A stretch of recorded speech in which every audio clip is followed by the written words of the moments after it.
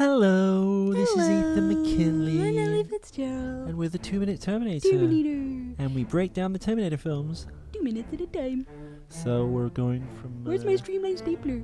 I was by the window when I was told I could play music at a reasonable level between 10 and 11 o'clock, and they moved my desk, and I could see the squirrels, and they were married.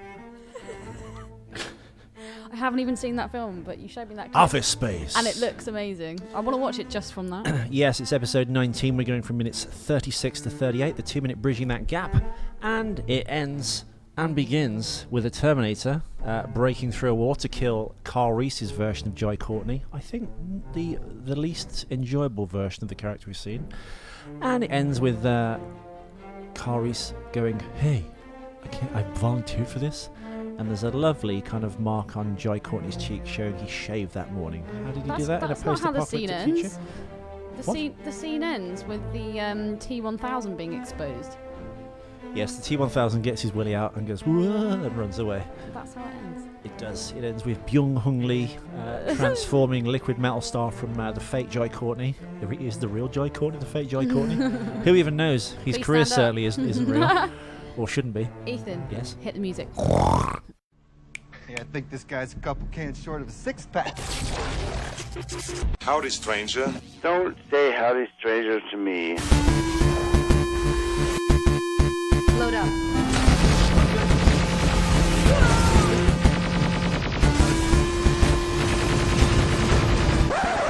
You didn't do the fourth. Thank God. It sucked. Yeah, it sucked.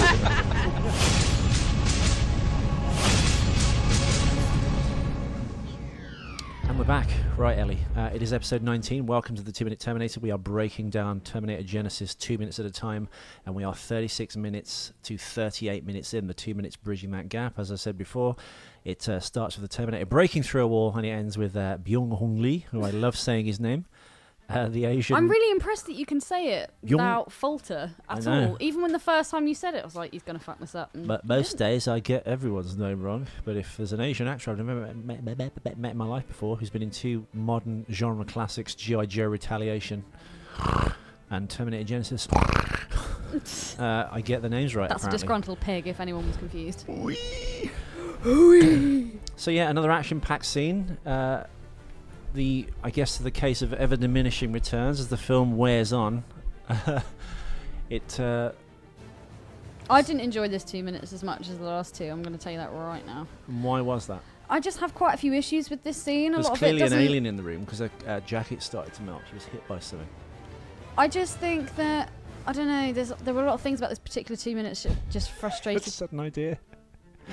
A really clever editor could do the facehugger scene in Alien, the 1979 sci-fi classic, when they try and cut his little knuckle. Oh yeah. And it sprays blood and it goes through the decks, and then the next scene's then it's going to go for the next deck, and her jacket goes. Psst, she's, That would be good. She looks up.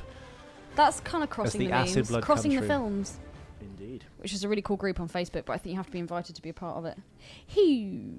Well, Okay, so my first note was we actually hear the first swear word of the movie in the beginning of this 2 minutes. Byung-Hun Lee. No, that's not. Oh, Ethan, that's not how the 2 minutes start. I just like saying the name. No, you just haven't watched the clip. Ew. Jai goes, "Oh, I didn't sign up for this shit." Yeah. That's the first swear word of this film. Well, I think with PG-13 movies now, you're allowed to have one fuck. If you say fuck twice or anything like stronger than that, but I think it's Oh, fuck. come on, You really? get an R rating. Yeah. Why allow just one though? What's Because, the point? well, I have no idea, but if you're allowed one fuck apparently in modern PG-13 films. That's weird. Well, that's weird. Didn't like it. So we see Sarah going through the tunnels, and then she comes out to this opening, and as Ethan correctly says, this I'm guessing it's acid drops from the ceiling onto her jacket. She takes her jacket off, and then she sprays herself. What is that spray?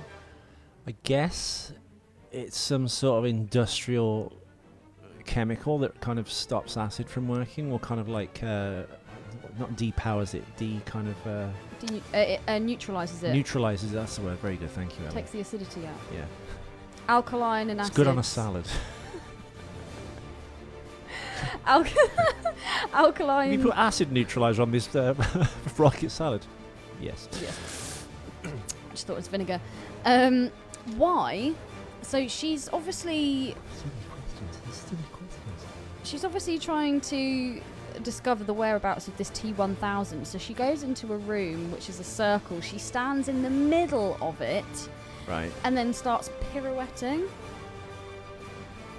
The feng shui would lend itself what a to way that, to expose yourself. You're up against a liquid Terminator that can, change into any shape or form, really. And as a long really as it can shitty actor cover with a it. great career.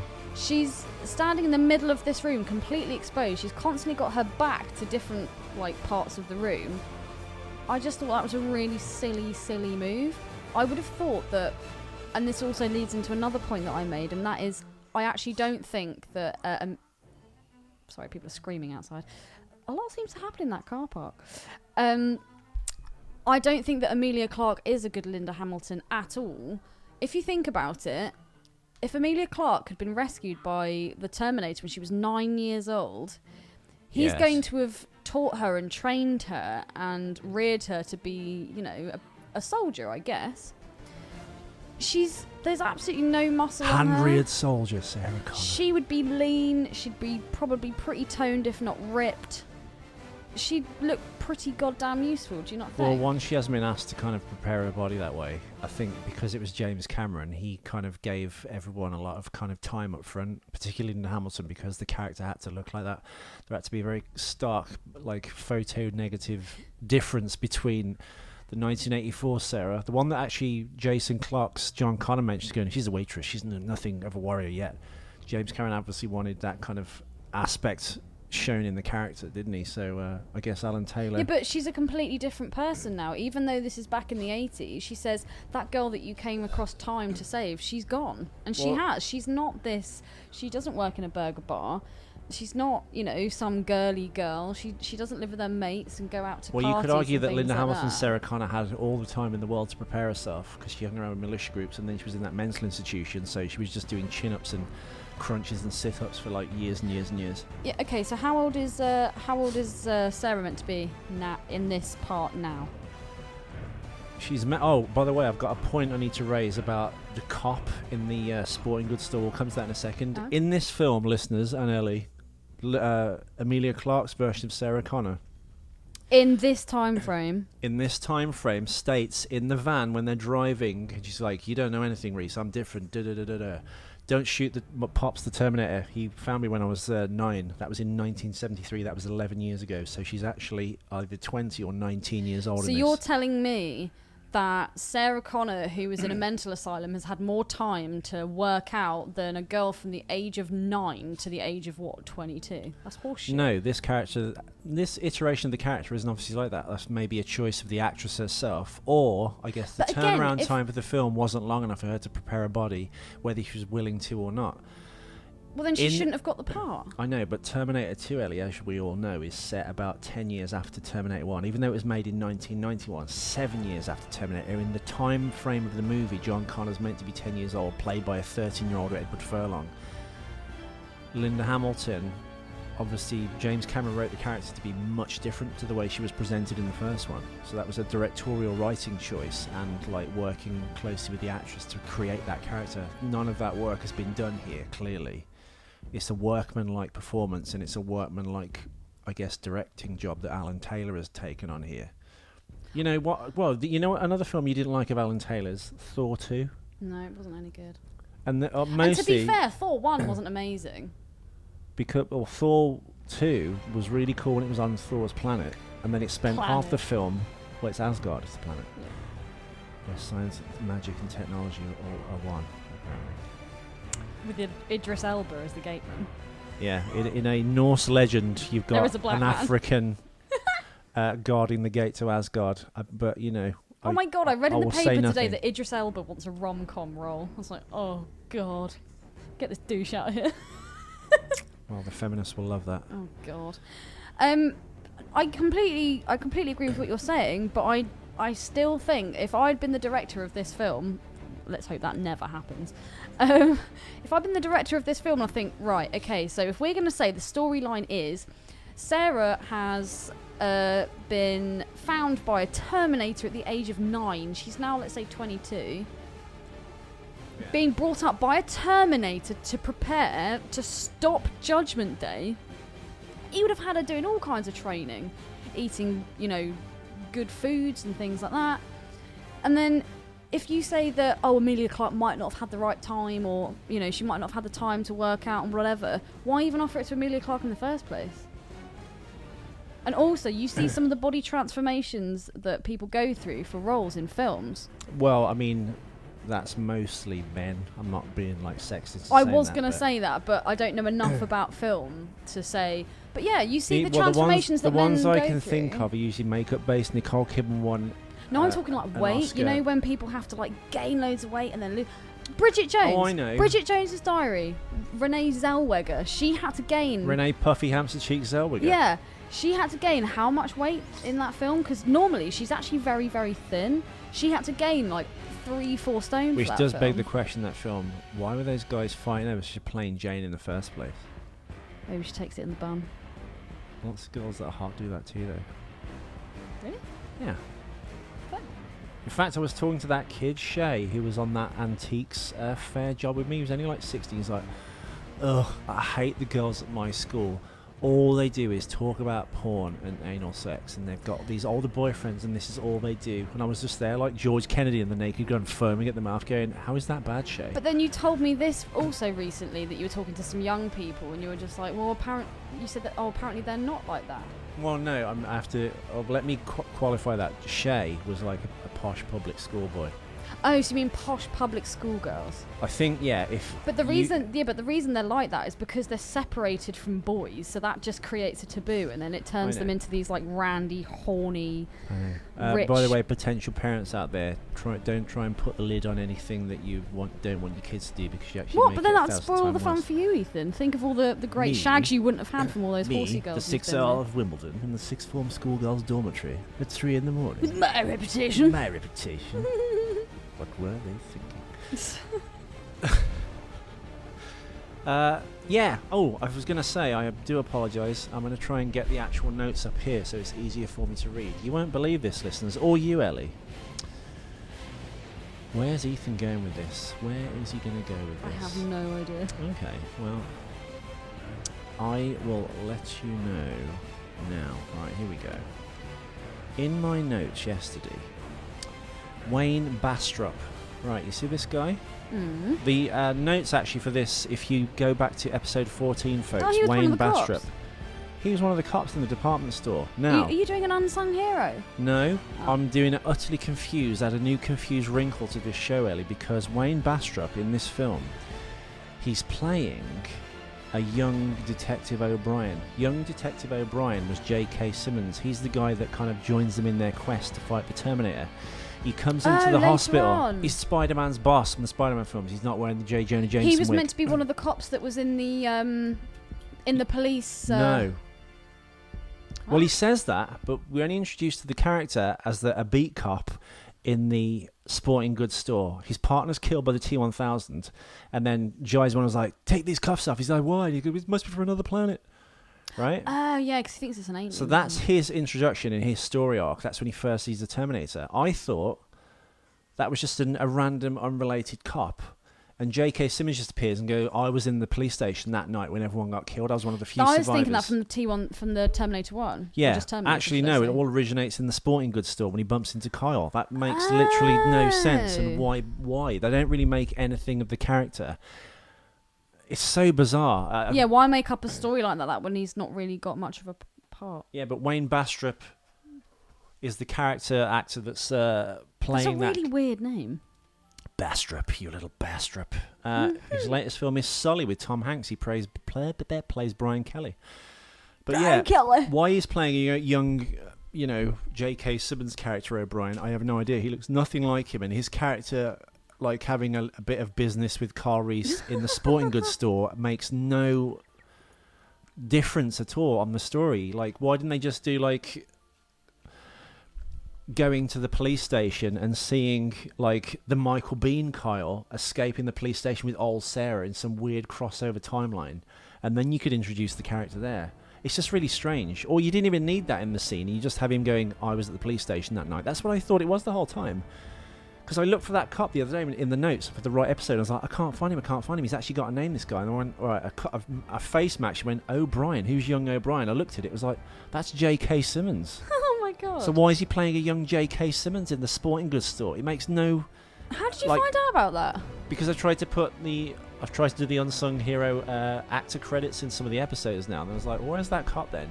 And one just said detective, and then it was cop, and then it was cop number 2. It wasn't any of those. And I was like, right, let's face match him. And it said O'Brien. So he must have been a character with words. And I was like, he's got words. Who's O'Brien? What? He's got words. You've got words. He's got words. You fool. I got worms. So what else has he been in? Sully. That's his latest thing. I've put the link on episode 14. I actually put him on episode, I think, So is 12 as he well. a part of the... Actually, no, you can't. Nah, wait. So Basically, if you're watching this, folks, in the sporting goods store, the cop that doesn't die that helps Jai Courtney undo his cuffs and escape and goes, oh my god, it must be from another planet, blah, blah, blah. That is meant to be, in this story, O'Brien, which is a young J.K. Simmons. It makes no sense whatsoever. Anyway, this is the first film, Ellie, in the series not to feature animatronic Terminators, and it shows.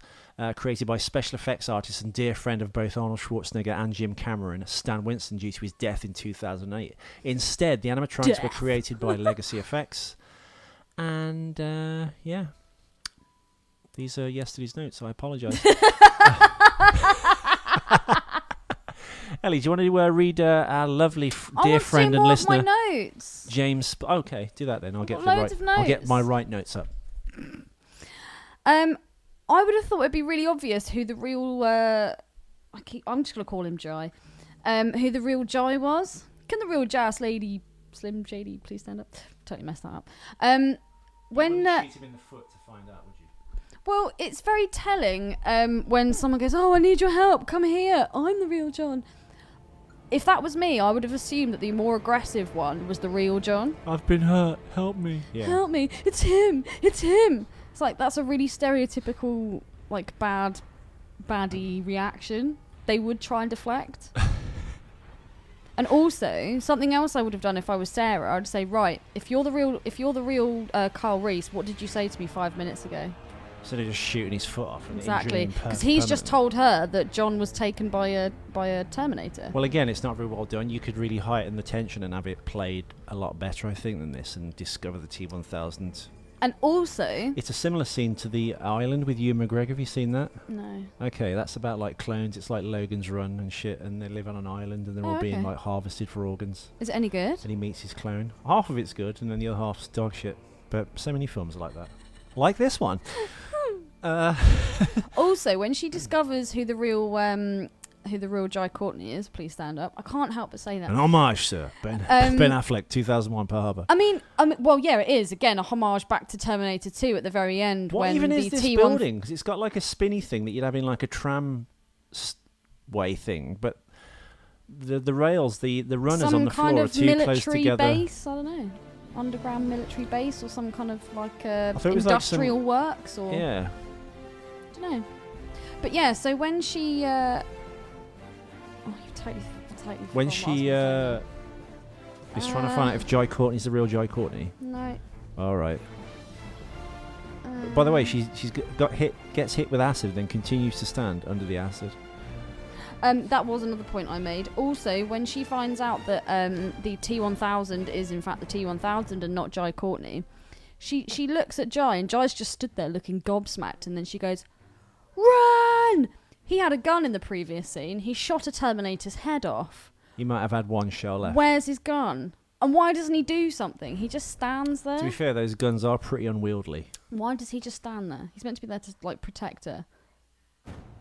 After she exposes the T-1000 he could have volunteered for being to the go, T-1000. all right, what was the last thing we spoke about? Exactly. He could have said that. I just think he's absolutely useless. I think John made a massive mistake sending him back. It's again like the T-1000 character and like this scene. There's so many like good dramatic arcs. And why doesn't the T-1000 throw his like spear arm right now? What would stop? What would stop? Yeah, because he gives that knowing look of like, well played. I know, but it's just like, well, you're not that smart, mate, because you could have killed Sarah and Joy about 1,000 times over. Well, like the T-800, the T-1000 is like the thing. There's so many like great tensions and fear you could like generate from that character, and it's just all kind of like completely lost in this, I think. You blew it! Well, yeah, I think the people that own the franchise or keep buying this film franchise and making new films don't understand the fundamental basics of what the film should be. I mean, it should be a sci-fi horror film, They really. should just leave Terminator to James Cameron. Well, he's left himself to Avatar 2, which I'm looking at with rapt attention. It's going to be so good. Do you think it is? Of course it will be. When has James Cameron made a shit film? Titanic? But it's still a good film and it's still technically Is it? efficient. It's a romantic film, which I don't really connect with. However, True Lies is... Even his shitty ones, considered shitty ones, are great. True Lies is great. The Abyss could even be his best film. I think The Abyss is his best film. But it didn't do very well commercially. And I love Terminator and 2, but The Abyss just absolutely blew my mind. I'd never even heard of it. You blew my mind. It's Now blow me. It's amazing on so many different levels. Well done, James. Well done. Well, more to the point, it was actually shot underwater. Wasn't the whole thing underwater? For an entire year. Yeah. And he developed Incredible. the technology to create those helmets. They could do dialogue underwater and stuff. It's the special effects and how they made the aliens. That was incredible. You showed me that documentary. It was like 3 hours long. It was amazing. Just watching how they make this. It looks ethereal. Jelly it's fairies. incredible. So As Beryl good. And all calls the them. different movement and, the pedanticness of James Cameron and the poor people that were helping him make the film. Speaking of movement, Ellie, this piece of You're not trivia gonna has shit nothing yourself to again, do with are what you? you just said. But most of this, like you've rightly pointed out before, was shot like Escape from New York in New Orleans. So some of the pre-Judgment Day scenes were shot on San Francisco Beach, and some of the other kind of run-down parts, the city, if you will, like the one we're doing now, was shot in New Orleans. Did you know that, folks? No, I didn't. Well, it did. I've got a cock-up for you, Ellie. Cock up. If the Guardian, i.e. Pops, i.e. the old Arnold Schwarzenegger of the 1984 version, has the ability to build a time machine that can send someone forward in time, why didn't the previous Terminators also do this as a way to escape back to their own time once their mission was complete? Assuming they're able to complete their mission, what would they then do other than wander around in our time? Well, I've got an answer for that. Ooh, Ethan's answering the cock up. Well, any Terminator sent back as an assassination machine doesn't have the chip switch to... This doll switched to evil! It's not doesn't have the learning No, it doesn't. chip removed and switched. So, in your face, naysayers. Doll is to the naysayers. Do you know what I would have done, actually? If I Stunner was the T-1000, I would have taken on the form of Arnie. Well, he kind of does at the end, spoilers. In this scene. Why? Because I think it'd have been a lot more believable. Jai is running around. We don't even know where Arnie is, which was a point on on the next 2 minutes. And we already know he's dispatched the Terminator. But I would have thought that would have been a lot more convincing. I think she would have expected that less than Jai. Well, also, the Arnold character wouldn't be emoting as much as like Jai would be, so it'd be more kind of like harder to spark. 'Cause Can a you'd be going, "It is T-1000 me." imitate another Terminator? Anything of equal size or shape, just can't form machines with chemicals and moving parts. Moving parts. Huh? Knives and stabbing weapons. I love that. Knives and stabbing weapons. On your question about the Avatar, Avatar, not the Abyss.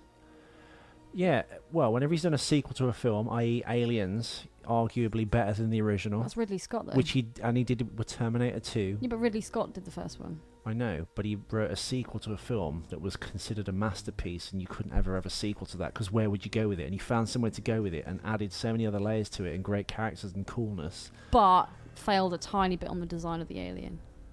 No, because in the film they work for what they are. Yeah, but I think the original Where one they looked fail better. is Alien 3, when they take away those like. You love Alien 3! I know. You're obsessed with that No, film but at it's the not moment. without its problems. But I'm just saying the Alien they look so kind of like graceful and like gazelle-like. It wasn't the Alien anymore. Gazelle. Do you not think they took all those pipes Yeah. off his back and the spines? But And again, they- my issue with 3 is they use CGI, they use special effects. Then it's not a man in a suit. It's not. No. It's not real jaunty movement. It was It's a not- rod, it's it was a not- rod it's not puppet Mick they tried to Jagger. kind of matte in, and you can see the matte lines. And it just doesn't work. They just they affected it basically. Because They, wasn't it all dancers and gymnasts that were the original, that were the aliens in 1 and 2. Well, weirdly, if you look at when that's standing up, one of his legs kind of goes out, and you think, oh, they must have packed it wrong, or there's something wrong with the mold, and made 22-inch alien NECA figure from Alien 1. But it's not. They've recreated the suit so perfectly. The guy that played him, Balaji Badaggio, that kind of he was African a basketball student. player, wasn't he? No, a graphic designer. But he's got Oh. like such like thin legs, the way the knees go in at the middle and come out again. One of his legs comes slightly more out, and that's in that Oh figure. my god, that's incredible.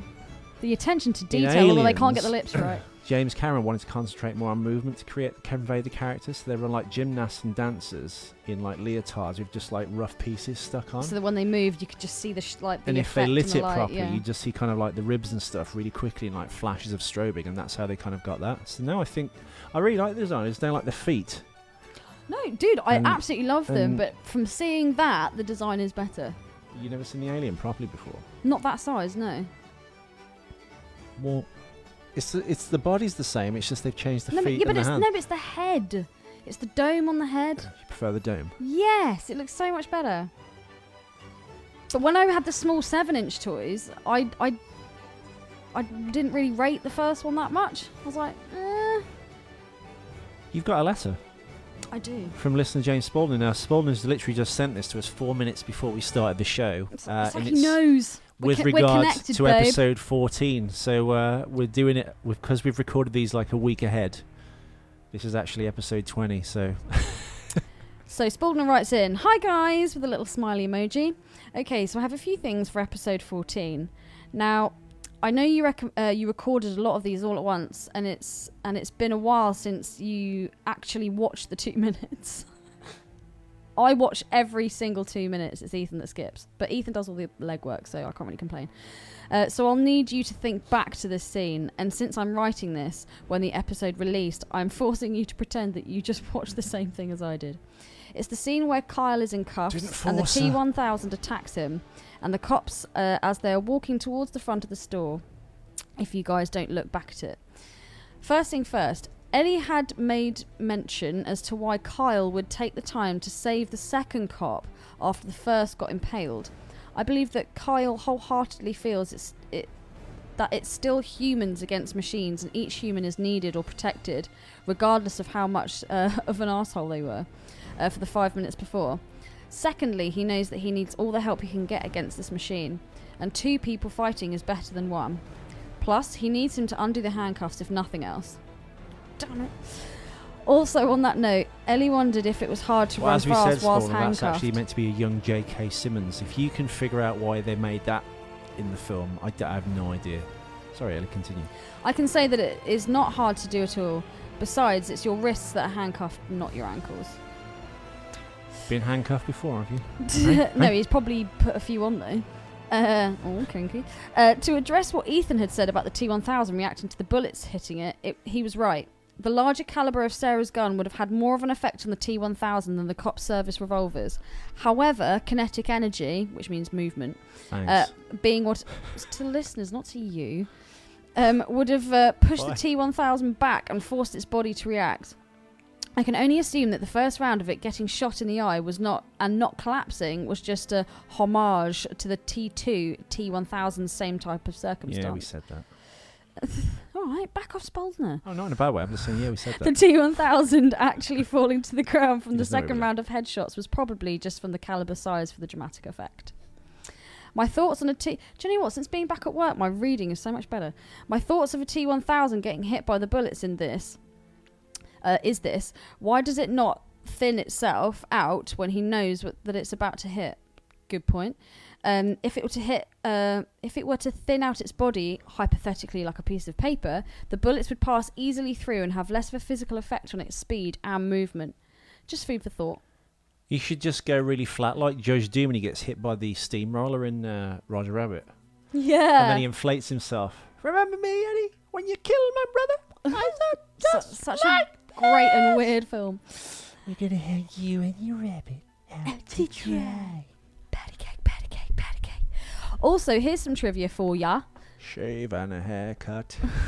The Desert Eagle pistol that Sarah is shooting 9 bullets. and the service revolvers that the cops were carrying are not that far apart in caliber size. It's safe to assume that in 1984 the cops would be carrying 357 revolvers, 9.1mm, for the metrically challenged. The Desert Eagle is, at most for 1984, 44, which is 10.9mm caliber. The Mark I Desert Eagle was only produced and available in 1983. Oh my god, he even knows when these Can you guns do a were. gun video, Spawn? I want to see all this shit. And its highest caliber size was the 44. The bigger, more modern movie, famous 50, which is the 12.7mm caliber, Desert Eagle wasn't available until 1995. And you can believe this trivia because I didn't get it from IMDb. Okay, that's it for now. Bye, guys. Thanks. Spalding, I love you, man. I wonder if he kind of doesn't listen to the episodes and stores them up when he goes on his like mercenary paid like hired gun missions around the world. I think Spalding has got the perfect mix of having facts about the film, facts about reality, and then throwing in jokes. I think Spalding should do his own podcast. I think it'd be great. I think Spalding should be a fucking guest on the show. Spalding, when are you going to grace We're not us? going to ask you what you do for a living, so we're not going to blow No your cover. personal questions. Just get on the bloody show. You can put your like CIA voice scrambler on, so you sound like Ben Affleck in Batman. Hello, darkness. What do you need? Could you want it? Could you want it?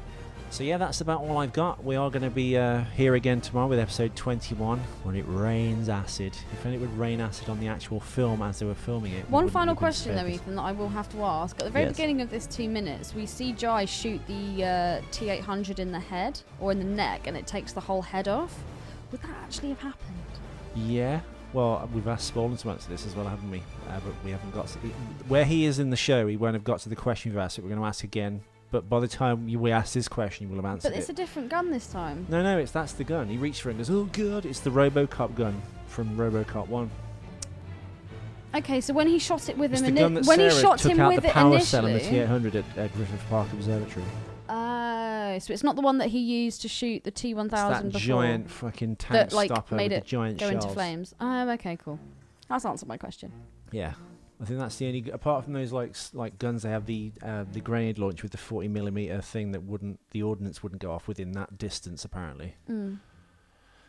But yeah, But yeah, that's all my notes. that's all I have as well. Well, thank you so much for tuning in, peeps. Keep going. No, don't make me do the sign do an out. I outro. can't sign in and I can't sign out. Just do the middle bit. Well, if you don't sign in, And we're the not going to know filling of when a you sign in. sandwich. Then we're going to pay you properly. Your time card won't be stamped. Thank you for listening, everyone. I've been Ethan McKinley. Ellie Fitzgerald is here.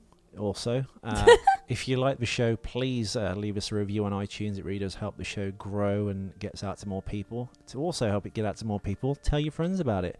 Post it on your Facebook and Twitter pages. Speaking of Twitter and Facebook, we have the greatest collection of Terminator photos and pictures of Arnie and anything to do with the Terminator franchise at 2 Minute TerMInator on Facebook, so please like the page and tell your friends. You can follow us on Twitter, of course. We've got a bunch of stuff there as well. You can actually locate all the shows. One of which being the in-video commentary version of this show, the Mystery Science Theater 3K style, where you can watch the clip as we talk about them. Also, the video portion goes up a day before, so if you want to see what we're talking about as we talk about it, please go there and you can see us all on a big fat loop. Talking of a big fat loop, how are you, Ellie? I'm just kidding. Hasta la vista, Baby. Do a gun video, sport now.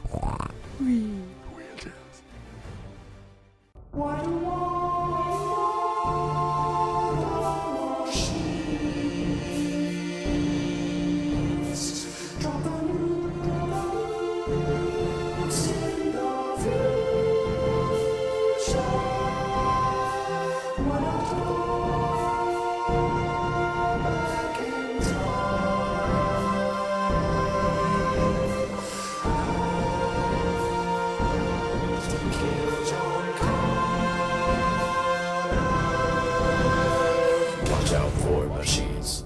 They're unstoppable. Watch out for machines. They will rule the world. I'll be back.